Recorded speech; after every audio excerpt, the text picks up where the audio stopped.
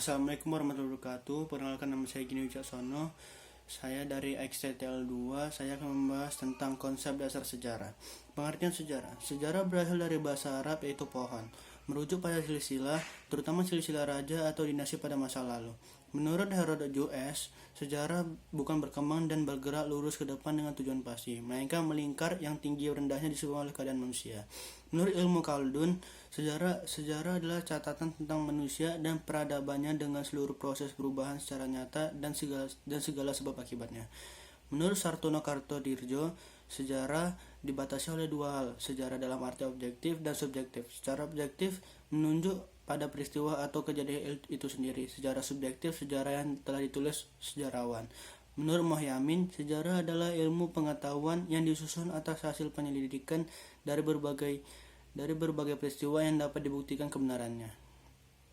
Pengertian sejarah. Jika kita simpulkan, sejarah adalah ilmu pengetahuan yang mempelajari berbagai peristiwa atau kejadian yang terjadi dalam kehidupan manusia pada masa itu. Konsep manusia, ruang, dan waktu dalam sejarah. 3 unsur penting sejarah dalam peristiwa proklamasi kemerdekaan RI. Manusia, Soekarno dan Hatta. Ruang, Jalan Penggangasan Timur nomor 56 Jakarta. Waktu 17 Agustus 1945. Cara berpikir kronologis dalam mempelajari sejarah. Kronolog berasal dari bahasa Yunani yaitu kronos, waktu, dan logos, uraian atau ilmu. Ilmu tentang waktu yang membantu menyusun peristiwa sejarah sesuai urutannya, agar terhindar dari anakronisme. Anakronisme adalah kehancuran waktu, keracuan waktu antara satu peristiwa sejarah yang satu dan peristiwa sejarah yang lain. Cara berpikir kronologis dalam mempelajari sejarah. 6 Agustus 1945, kota Hiroshima dibom atom oleh sekutu.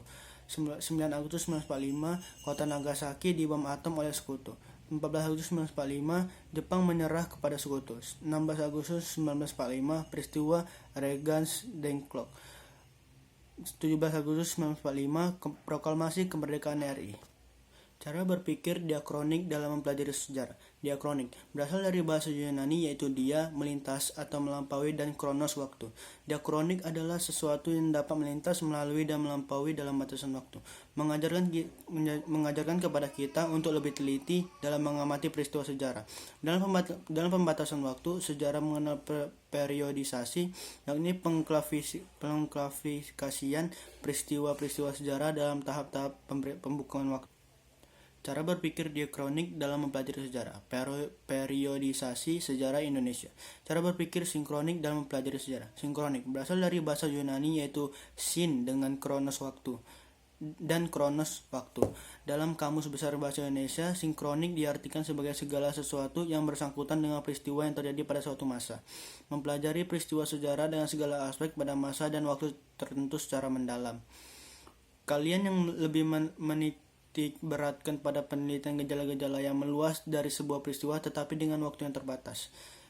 Perbedaan berpikir sinkronik dan dikronik. Sinkronik, penulisannya melebar dalam ruang. Dikronik, penulisannya memanjang dalam waktu. Konsep perubahan dan keberlanjutan dalam sejarah. Perubahan, kejadian atau peristiwa yang membuat perbedaan berlangsung secara zigzag. Keberlanjutan, sesuatu keadaan yang telah berlangsung lama berlangsung secara garis lurus. Sekian dari penjelasan saya. Wassalamualaikum warahmatullahi wabarakatuh.